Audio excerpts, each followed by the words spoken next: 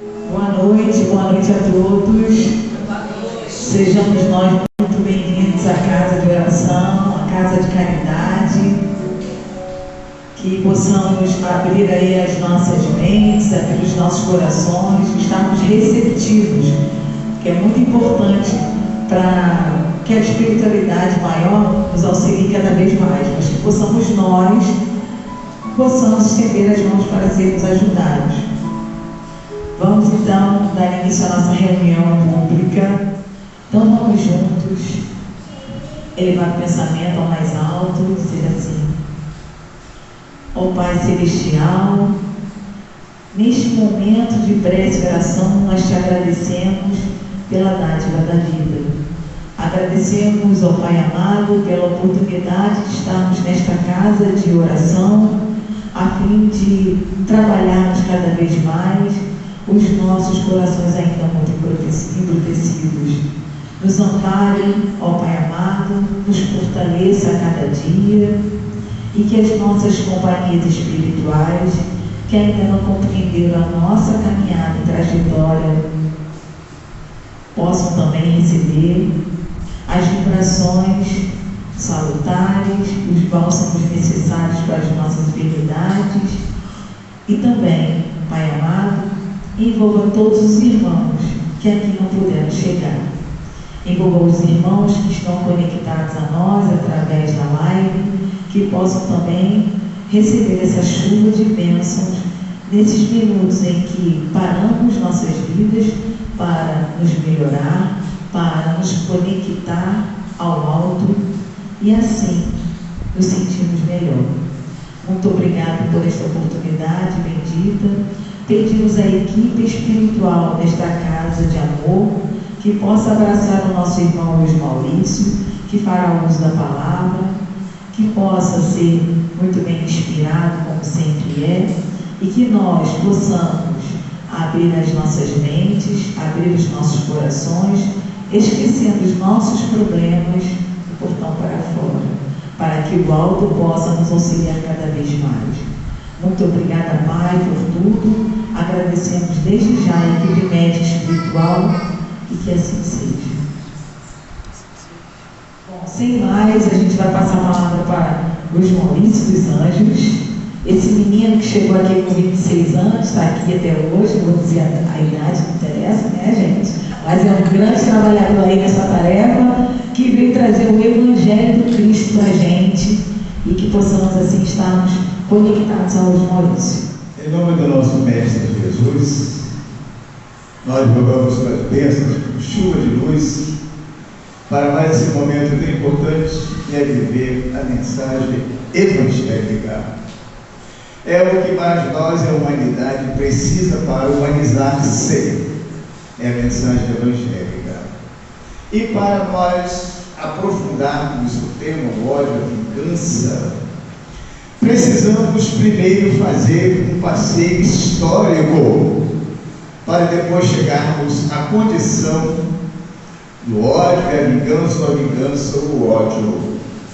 E esse passeio histórico nós vamos começar lembrando que a primeira revelação divina esteve sobre a responsabilidade do grande médium missionário chamado Moisés. Moisés teve uma tarefa extraordinária, alguns podem até pensar, mas como Luiz Maurício, Moisés teve uma tarefa extraordinária, se teve que estabelecer e criar leis punitivas para os infratores na sua época. Uma lei rígida na sua época, olho por olho, dente por dente. Ou seja, na época, como hoje a gente pode dar um exemplo, se alguém roubou 2 bois, meu poderia roubar 2 ou mais de quem roubou de mim, matou, morre. Essa era a lei de olho por olho, dente por dente. Na época, essa lei funcionou. Na época, essa lei vigiu Porque, na realidade, por trás dessas leis de Moisés, como grande legislador e missionário, ele estava diante de um povo turbulento, um povo difícil, complicado de se lidar, preso aos sentidos materiais, com dificuldade de desenvolver sentidos espirituais. E imagine os senhores que no período romano, Roma cultuou mais de 1000 deuses, e Moisés, lidando com o povo hebreu, ensinava um Deus único, verdadeiro, e quando virava as costas, estava o povo cultuando e fabricando deuses de barro, de cerâmica ou coisa parecida. Então, por isso que a lei dele teve que ser rígida, para pelo menos ele cumprir a sua parte como o primeiro missionário no andamento do crescimento espiritual da humanidade. Alguém pode pensar, mas será que ele cumpriu sim o mandato dele? Como cumpriu? Até porque foi o que recebeu a Constituição Divina. A gente lembra qual foi a Constituição Divina que Moisés recebeu? Os 10 mandamentos, vigente até hoje. Quem de nós puder desprezar todos os livros, não ler livro nenhum, e cumprir os 10 mandamentos, está garantido a sua estadia no plano espiritual para estar bem com a consciência tranquila. Mas, segundo o livro dos Espíritos, o progresso é lei da natureza. Nada permanece estacionário. E como diz os Espíritos, o homem pode travar o progresso, mas impedir o progresso é impossível. Desde a era primitiva até os nossos dias, o progresso estabelecido, como sempre, no plano espiritual, nunca deixou de se desenvolver. Basta lançar um olhar para trás e ver quantos hábitos lá atrás arraigados, quantos costumes que hoje não tem mais procedência para existir. Então, como tudo, minha natureza progride, não poderíamos estar vivendo os ensinamentos de Moisés até hoje, porque seria um caos, aí seria retrocesso, não progresso. E o que faz o nosso Mestre Jesus? Para impactar a humanidade materialista, deísta, longe dos sentidos espirituais para adorar somente Deus, ele poderia indicar vários missionários, ministros divinos para reencarnar e dar exemplo para a humanidade. Mas como diretor do planeta que assistiu à constituição das minúsculas células atômicas para formar o nosso mundo, e depois de formado, depois de ter enviado inúmeros missionários para o processo de civilização e ao mesmo tempo crescimento, ele diz: o impacto eu quero dar esse exemplo como diretor do planeta. E a gente sabe que a presença do nosso mestre na vida, tanto é que a história demarcou por ser tão eficiente a presença dele, a ser antes e depois do Cristo. E, no entanto, a primeira coisa que fez Jesus não foi dizer: a partir de hoje, como missionário diretor do planeta Terra, eu vim mudar tudo. Em nenhum momento a gente vê gestos e atitude do nosso mestre querer contrariar as leis mosaicas vigentes na época. Em nenhum momento ele se referiu a texto de Moisés para dizer que isso está em contradição. Simplesmente ele veio dar um novo sentido. E essa frase resume o novo sentido que Jesus deu às leis de Moisés: não resistai ao mal que vos queiram fazer. Jesus está se referindo à lei para coibir o abuso na época do Moisés, que foi difícil, olho por olho, dente por dente. Não resistais ao mal que vos queiram fazer. E com isso, nós percebemos que ao longo de sua vida, ele tratou de arrebanhar representantes que poderiam mais tarde, ele já sabia que teria pouco tempo, deixando a sua marca de evolução para a humanidade, mas que esse pouco tempo precisaria cuidar de novos valores para dar sequência no seu evangelho de amor. E convido os 12, que eram pessoas rudes, tal como nós hoje negligenciamos às vezes, mas não perdemos a fé, insistimos, porque sabemos que agora que tomamos conhecimento com a sua moral cristã, não tem como fugir. Alguém que conhece os ensinamentos de Jesus pode até se marginalizar, pode virar, entre aspas, um materialista, usar e abusar da vida, mas a consciência do ensinamento de Jesus está lá fixado na sua vida. E eu percebo até muitas pessoas na atualidade que já seguiu a casa espírita, se disse espírita, hoje está em outras determinadas crenças, que inclusive vai de encontro aos pontos de vista da doutrina espírita, mas na hora de um desespero, pelo menos para mim, eu escuto a seguinte mensagem: Luiz Maurício, apesar de eu ter trocado, mas põe o nome lá da minha mãe e do meu tio, eu sei que vocês fazem irradiação. Ou então bota na descrição que me parece, apesar que eu compreendo o outro lado, mas é maligno. É ideia dos intrusos, só vocês sabem fazer esse trabalho. Dá para fazer? E eu digo, sim, se você ficar concentrada na sua casa, vibrando com a casa que você já seguiu e já sabe do espaço, para facilitar a conexão. Não, meu quarto sozinho eu faço. Então é isso. E o espiritismo é o cristianismo verdadeiro. Não tem como. Está o selo, a marca. E não dá para esquecer mais.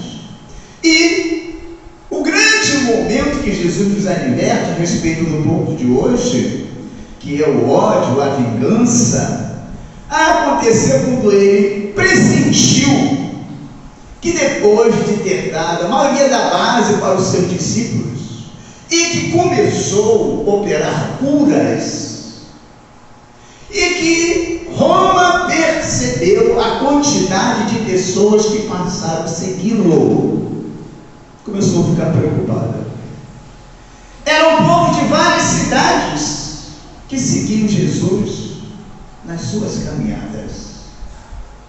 A cura foi o boom que incomodou Roma para criar uma estratégia covarde para prender Jesus. E na legislação de Roma, no tempo de Jesus, não se poderia prender ninguém se não houvesse um motivo que fosse de encontro à legislação romana, que fez César e tantos outros. Segue esse homem, ordem dada aos fariseus principalmente. Qualquer situação de comprometimento, prende-o e traga, mas só em contradição. E para a gente não ser muito prolongado, vamos só lembrar os tipos de teste que ele foi submetido, que já é do nosso conhecimento. Mestre, é lícito pagar tributo a César? A gente já sabe da resposta. Mestre, essa mulher foi pega em adultério pela lei de Moisés, olho por olho, dente por dente, ela merece ser apedrejada. E tu que dizes? A gente já sabe a resposta que Jesus deu.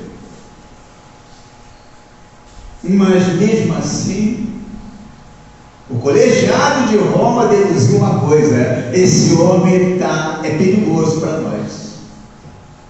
É uma multidão incrível que o segue. É uma multidão imensa que acredita nessa tal de vida futura e que ele se proclama, ou os seus adeptos dizem que ele é o rei esperado, é o Messias. Vamos ter que dar um jeito de prendê-lo.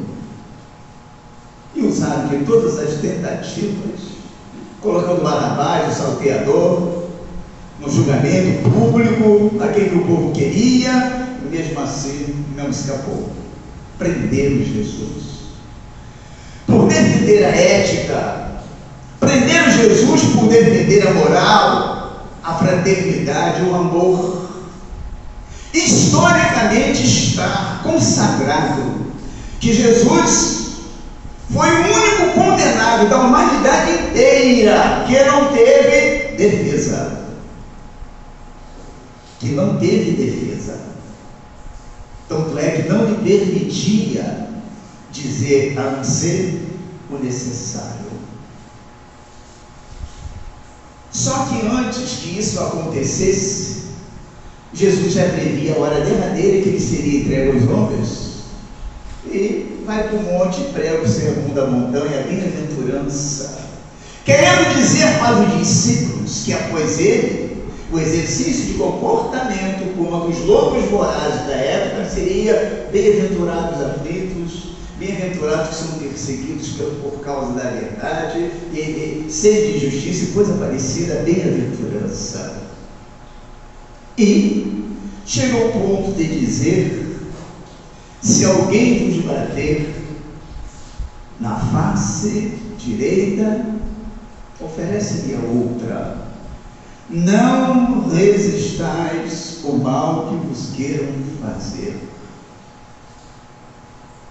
E estabeleceu a normativa de quem prima para qualquer tipo de perseguição. Estabeleceu as bases fundamentais para a humanidade nós não nos comprometermos com ninguém, seja qual for o nível de provocação, assédio, como fizeram com ele. Não resistais ao mal que vos queiram fazer. E esse princípio Jesus estabelece simplesmente de que vingança, ódio, para os que queiram cruzar na nossa estrada e nos prejudicar, só vai nos prejudicar. Vai prejudicar a quem nos calunia, a quem nos fere na face direita ou esquerda ou coisa parecida. Não resistais ao mal. Ele pede o perdão das ofensas e enfatiza que o ódio e a vingança são sentimentos bárbaros primitivos. Deixou essa marca para nós que quisermos seguir as suas pegadas. Aí alguém pode pensar: mas não é nada de covardia moral? Alguém me faz, me bate, eu vou ter que ficar olhando? Não. Nem ele, quando no sinédrio que lhe bateram no rosto, zombando, tentando humilhá-lo perante a turma e os que o seguiam, Jesus não ficou em silêncio em todas as circunstâncias. Quando o soldado romano lhe deu a bofetada no rosto, ele olha para o soldado e inquire: por que me bates? Por que me bates? Se eu falo a verdade, por que me bates? Se eu falo mentira que vai vir contra as leis, deve continuar me batendo. E o soldado fica hipnotizado com a mensagem viva do Cristo, não consegue batê-lo mais. Então Jesus não foi omisso, nem prega omissão para ninguém, diante de uma ofensa, diante de uma provocação, diante de uma injúria que queira realmente impedir a nossa marcha ou nos humilhar, fazer silêncio por silêncio. Claro que o silêncio, muitas das vezes, constituirá sabedoria, se temos a precisão psicológica de que é o momento do silêncio. E a precisão do silêncio, aqui no psicológico, vai depender o quê? Da circunstância. Nessa hora, Jesus não silenciou. Por que você me bates? Se eu falo a verdade, por que me bates? Se eu falo algo que contraria as leis, não deve continuar debatendo. E o soldado não teve coragem, porque Jesus mexeu com a consciência dele. Que o que ele falava, o que ele estava fazendo era ético. Não tinha margem de interpretação que ele estava indo de encontro às legislações romanas, de Roma. Não tinha nada que pudesse justificar que ele estava inventando história por alguém. Mas ninguém fazia isso na época, só ele. Daí uma multidão o seguia. Então Jesus no Sinédrio mostra para nós que mesmo pelas injúrias e violência, nós temos 1000 razões para nos defendermos sem cairmos no envolvimento da vingança ou do ódio. Marco Prisco, mais modernamente, nos alerta que todo agressor é doente. Todo agressor, todo provocador é doente. Geralmente eles têm os nervos doentes e o fígado estragado. Olha o pensamento moderno de Marco Prisco. Todo agressor é doente. Geralmente eles têm os nervos doentes e o fígado estragado. E pela área psicológica, todo agressor é um sofredor. Na época do Cristo, o soldado que despejou a bofetada, ele quis aparecer para a turba enfurecida e agradar o rei deles, Caifás, um homem corajoso que desafia o que a humanidade está dizendo que será o Salvador. Ele bateu por isso. Hoje, no nosso tempo, aparecer. Fica gravado na história que dizem que ele, que é o enviado de Deus, eu estou batendo.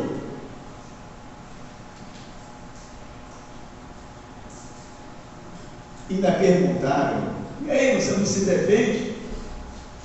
É verdade mesmo que eles falam que você é o enviado de Deus?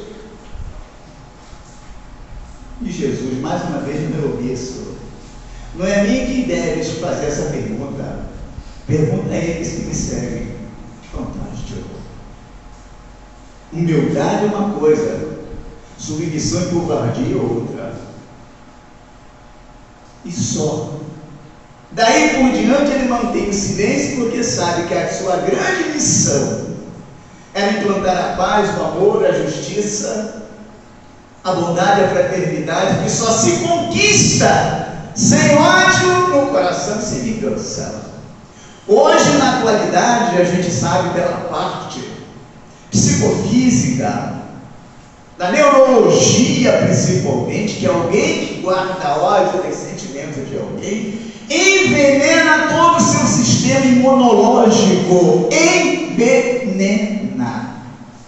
Eu costumo dar um exemplo prático para quem guarda ódio do outro e rancor, ressentimento.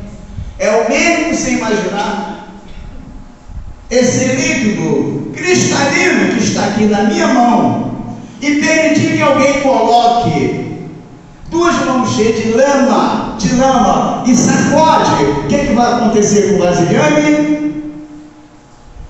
Completamente escuro e contaminado. É isso que acontece quando guardamos ódio e ressentimento, seja qual for o nível de perseguição que o outro tenha causado a nós. Aceleramos o batimento do nosso coração. E o coração batendo com mais frequência, saindo do seu ritmo, descontrola as nossas células neuronais, as sinapses do cérebro estará descompensada, o fluxo sanguíneo estará acelerado, podendo trazer infarto e outras coisas mais. O sistema nervoso está com uma carga de energia duplicada, que vai gerar mal-estar em cada um de nós, quando, ao invés do perdão das ofensas e não da importância, quando a gente guarda ódio e vingança, o outro não está vivendo mais o que nós estamos vivendo. Então há que ter sacrifício, exercício da nossa parte, em relação ao ódio e à vingança, em relação às provocações que todos nós estamos sujeitos. Quando, ou se alguém vos bater em uma face, apresentar-lhe também a outra, Hoje, modernamente, a gente entende que a mensagem do Cristo não está se referindo só à bofetada que ele levou, não. A face podemos multiplicar, perseguições, injúrias e violência contra nós, punhalada pelas costas, traições, desprezos, decepções, são tudo oportunidade para a gente demonstrar a outra face. A face do amor, a face do equilíbrio, a face da dedução que o outro está doente, não merece maiores considerações, nem eu vim adoecer pela doença que ele traz, é portador. Como diz Marco Prisco, todo agressor é doente. Ninguém em sã consciência agride ninguém. Ninguém em total equilíbrio vai pensar em prejudicar quem quer que seja. Então logo fica uma dica muito clara. Quando alguém nos persegue, nos calunia, quer nos ferir, quer nos trair, quer nos maltratar, quer nos agredir, está no topo do desequilíbrio. Está no nível máximo do desequilíbrio. E todo agressor é doente porque, na maioria das vezes, não teve uma boa infância, não teve afeto dos pais, nem carinho, nem amor, nem proteção. E foi uma criança que foi desenvolvida uma série de complexos de inferioridade, não acreditando que o ser humano é capaz de lhe dar proteção, de lhe dar afeto, de lhe dar carinho. É alguém decepcionado com a vida, é alguém frustrado, é alguém recalcado, é alguém infeliz para poder agredir o outro. A agressão que alguém se propõe a fazer do outro, ela desforra de um desequilíbrio interior que ele não consegue mais administrar. Estar como a panela de pressão, já botando pelas narinas o vapor que, senão ela explode. Então, se todo ser humano agressivo está dentro dessa postura, aí resta saber se nós, filiados ao amor do Cristo, a mensagem do Cristo, vamos nos permitir que os desequilibrados consigam nos deixar à margem do ódio, da vingança, querendo retribuir de qualquer maneira as suas perseguições, os seus desequilíbrios. Por isso, companheiros, que é muito importante a questão básica que a doutrina espírita nos proporciona. Os princípios básicos do espiritismo, bem estudado, bem exercitado, nos dá plena condição de suportarmos todo e qualquer provocação, assédio e até mesmo se nos agredirem. Bem vivido com os princípios básicos da doutrina espírita, alguém que entendeu os princípios básicos da doutrina espírita vai cumprir o que Jesus colocou ontem e coloca hoje para a gente. Não resistais ao mal que vos queiram fazer. Não resistai ao mal que queiram fazer. Mesmo porque Jesus pediu. Não estou sendo papagaio, repetindo, sem lógica, sem discernimento, mas porque eu entendi que a reencarnação, que a doutrina espírita, que é cristianismo redivivo, vai nos dizer que na vida só vamos passar por aquilo que merecemos passar. Se estou diante de um teste de alguém que me provoca, me agrediu pelas costas, pelo rosto, qual que for, criou situações embaraçosas para mim, esse companheiro ou foi instrumento do meu inimigo espiritual, ou ele me identificou como inimigo de outras vidas. Porque todos nós temos o nosso hálito espiritual, que exalamos, que atrai ou afasta a quem não é similar às nossas vibrações. É o chamado psicoímã. Psicoímã da aura espiritual que atrai o que tem que atrair. O que não tem que atrair é repelido. Então, por isso que a reencarnação bem vivida e exercitada por nós vai ser uma grande contribuição para jamais nos permitirmos adentrarmos por qualquer provocação, situação, na vingança e no ódio. E vamos ter classe para lidar bem com o alerta do nosso Mestre Jesus: se alguém me bater na face direita, apresenta-lhe também a outra face do conhecimento. Se temos notícia que a reencarnação é o perdão de Deus, é uma oportunidade que nos concede de exercitarmos os nossos valores éticos de crescimento. O medo da agressão é um grande exercício de crescimento. Para quando passar, faz a gente falar para nós: gente, eu suportei,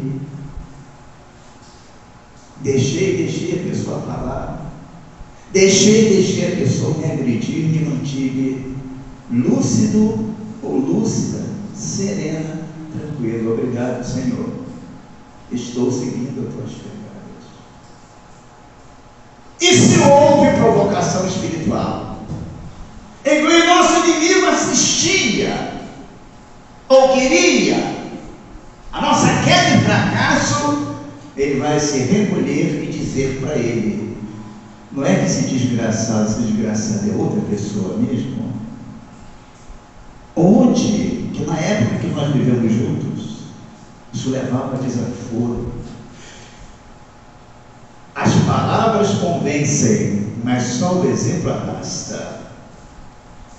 Isso é mais do que uma doutrinação de espírito, porque um depoimento vivo de um exemplo clássico que a gente vai dar para os nossos inimigos, que muitas das vezes, mas como nossa situação para ver o nosso desequilíbrio, a gente provou o nosso equilíbrio. E é isso que acelera a reconciliação com os nossos adversários que estão no plano espiritual, através do exemplo.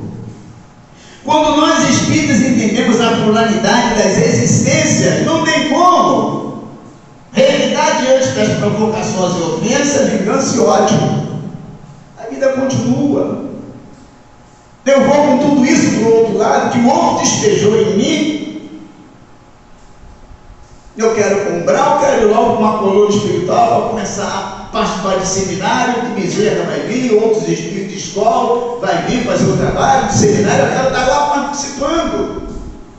As tarefas que eu desenvolvi ali de olho, eu quero desenvolver do outro lado.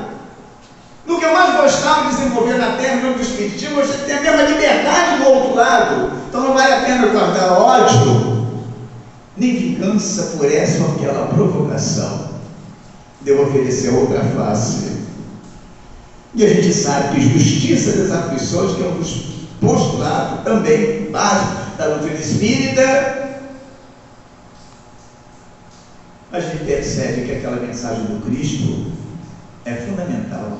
Os males que eu faço, esses me farão mal. Mas os males que os outros me fizerem, esses não me farão mal. Ou seja, o problema é dele. Se a gente faz, o problema é nosso.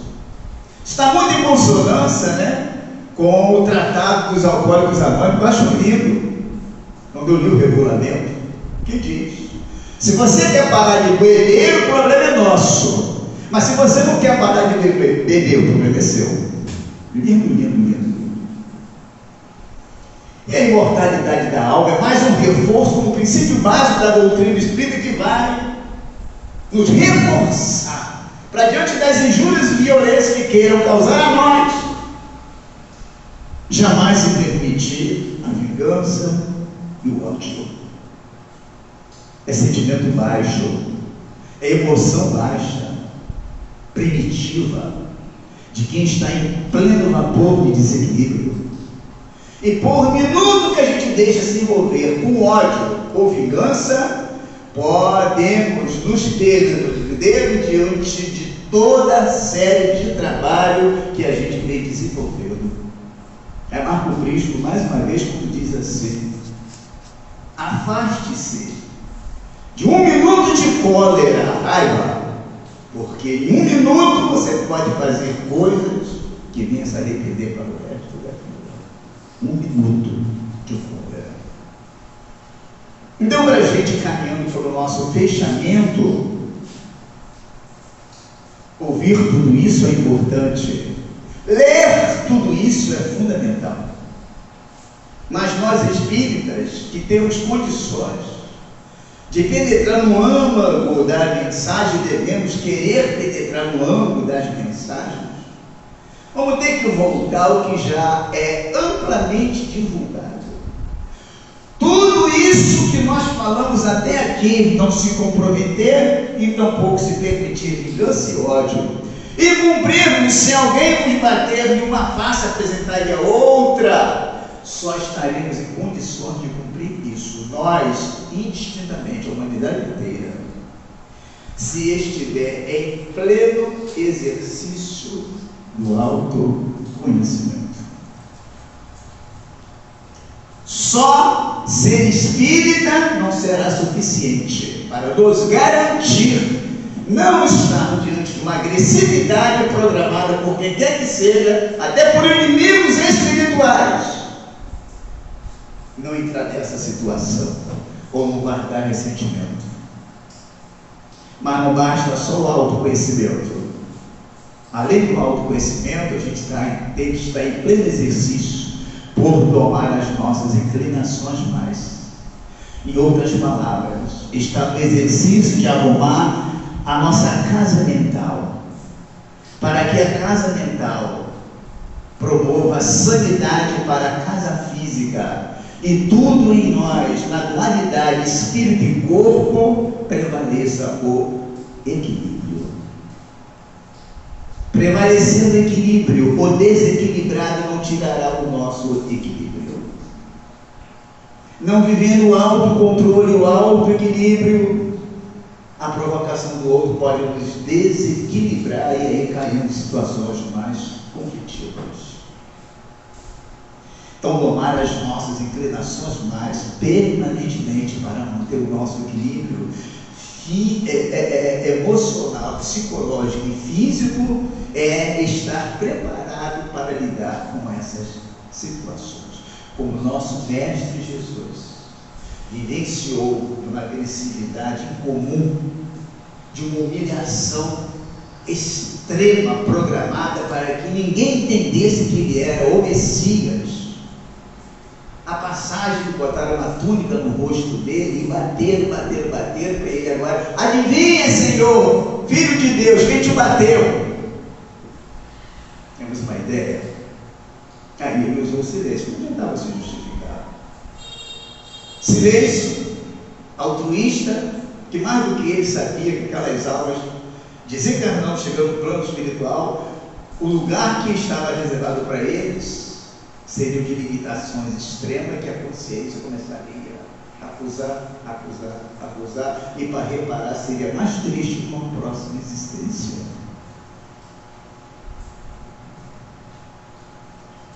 Não é fácil o exercício de apresentar a outra face. Quem falar que é fácil, eu costumo dizer que é mentiroso.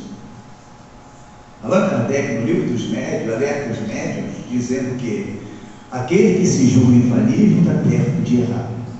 Então, nenhum de nós pode, deve ter o direito de dizer que, diante de, seja qual for a provocação, eu vou exercitar o equilíbrio em nome do Cristo. Não sabe. Tem que deixar acontecer primeiro para poder se examinar. Até porque, para nós, espíritos imperfeitos, no mundo de provas e expiações, vingança e ódio, esse fermento primitivo mora em todos nós. Mora em todos nós. Em muitos de nós, já abafado, controlado, administrado, erradicado, ainda não. Erradicado, ainda não. Porque nós, no mundo de provas e expiações, no mundo intermediário para chegar à condição de mundo feliz, ainda tem regeneração, que o corpo ainda é de carne, a tentação ainda acontece, porém no grau menor. do que insistência nessa existência, ao ponto de se materializar e criar uma série de situações para nos amedrontar e nos reduzir aos seus domínios de medo, etc, etc. Então é preciso que cada um de nós consiga dar o melhor que pode, um processo de autotransformação, porque ninguém sabe quando será o dia do nosso exame.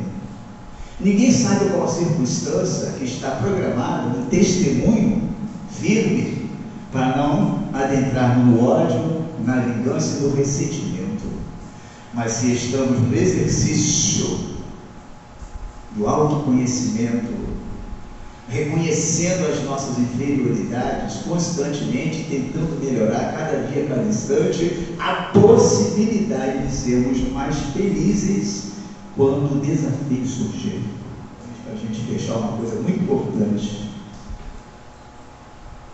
o exercício do autoconhecimento só acontecerá quando estivermos dispostos a exercitar a humildade.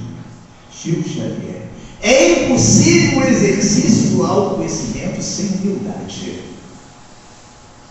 É impossível o exercício do autoconhecimento sem humildade. O que é humildade? É o reconhecimento do que realmente nós somos, para estarmos mais vigilantes, não achar que somos os tais aí que corremos o risco da precipitação, da queda e do fracasso. Então, companheiros, fica essa mensagem de amor do nosso Evangelho segundo o Espiritismo, né? Sobre o ódio e a vingança, e que Jesus deixou essa mensagem viva quando no texto contemporâneo: se alguém vos bater na face direita, apresenta-lhe também a outra que já conhecemos, a outra que estamos experienciando como espírita. Superar, acreditar que toda agressão é exercício para a gente crescer. Não devemos nos contaminar, porque quem nos agride, quem nos provoca, quem nos calunia é doente, e todo doente precisa de médicos. Que tal o exercício não formos médicos? No mínimo, sermos enfermeiros desses sofredores. Muita paz a todos. Nós agradecemos a esse menino, os Maurício dos Anjos, pelas palavras, e a gente tem como resumo, né, coragem e fé. Como ele disse, né, doutrinação não é compreensão, é mais do que uma compreensão, não só nossa, mas para quem nos acompanha, quem está conosco desde as vidas pretéritas, né? Então, que tenhamos fé e coragem para seguirmos as pegadas do Mestre, como o Maurício falou. Agradecemos aos Maurício pelas palavras, que Papai do Céu possa te abençoar cada dia mais, continuar esses meninos nos estudos espíritas, nos deixando mais ainda apaixonados pela doutrina e por você também. Amamos você. E o inspirador nunca nos falte. Bom, pessoal, agora a gente agradece a presença de todos. Pedimos a Rejane que faça a nossa prece. Hoje é uma prece não só de agradecimento à nossa estada aqui na casa, mas também para envolvermos os nossos irmãos e companheiros que se encontram nos hospitais, que se encontram enfermos, aos irmãos que se encontram desencarnados, que passaram para a parte espiritual. E a gente não lê, né, o livro, mas a gente acredita fielmente na força do pensamento, que possamos nos conectar com esses irmãos. Pedimos a Rejane chegue até aqui para que o pessoal de casa também possa acompanhar essa prece.